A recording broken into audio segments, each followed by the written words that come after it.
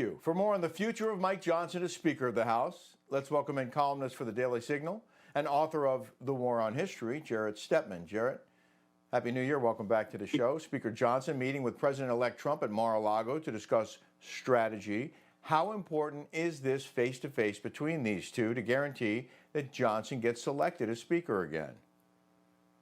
Yeah, I think it is very important, and they've sort of shown that they've willing to be close in the past. And I think that Trump understands that.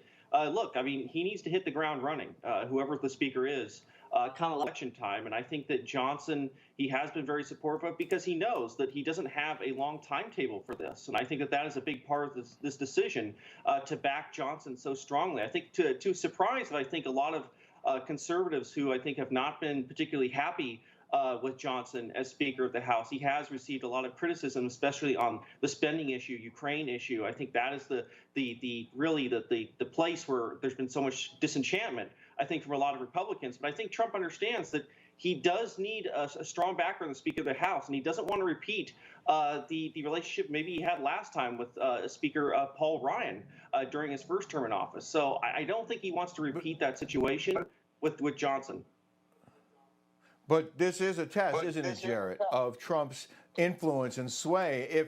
If he can get Johnson reelected, then it shows that the people, the elected officials, are going to go along with what Donald Trump wants. And if they resist, if they vote against him, maybe it's a sign of what's to come over the next 4 years.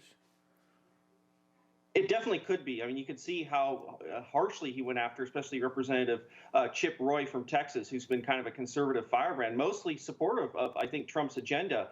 Trump was very harsh in going after him when Roy said basically he wasn't going to support necessarily Johnson in this race. So you can see Trump basically trying to herd the cats of Congress. And I do think Trump is going to have an even more hands-on approach this time around. Again, like last time, he sort of handed the reins of his agenda to Paul Ryan and Mitch McConnell, who weren't necessarily mega Trump supporters to begin with. And we saw how that worked out. I think Trump is going to have more hands-on this time. I think he has a more clear understanding of how politics works in Washington, D.C. And so I do think he's going to put a lot of pressure to essentially back his candidate and try to tamp down on any potential rebellion at this time. Well, Kilmeny mentioned the difficulty Kevin McCarthy had in getting elected Speaker, like 15 votes. So if that happens again, if Congress can't elect a Speaker in a timely manner, what happens to the inauguration? Yeah, this just continues to go on. That's the big issue that they're facing right now. There's basically a time clock on this as far as actually getting the Speaker in, because, of course, Democrats hold a certain amount of leverage. They can't lose one vote. Or else Democrats could essentially push their own candidate forward. Well, obviously, that's not going to happen. So they're really walking a tightrope here. And again, if they wanted to make a switch at Speaker of the House, the better time to do it probably would have been last time around with McCarthy and to get their guy. And I think that's why, again, Trump is pulling out the stops to essentially get Johnson in there, even though he is unpopular with a lot of his allies and supporters.